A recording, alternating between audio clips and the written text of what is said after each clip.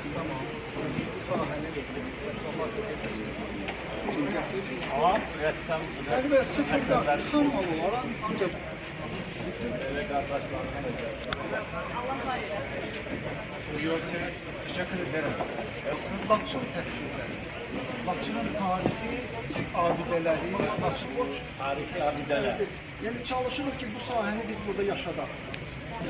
Nasılların böyle Dağlardan gözünüz duvarı. ben Rasımlıyam. Alman gündən burada. İşğalda öldü. Azərbaycanda ikinci dəfə görüşürüz. Sarı Türkməsinin 50 yaşının olanda onda da mən görüşmüşəm sizinle. Bunların balı güzeldir. Çiçekler, yol, var yol.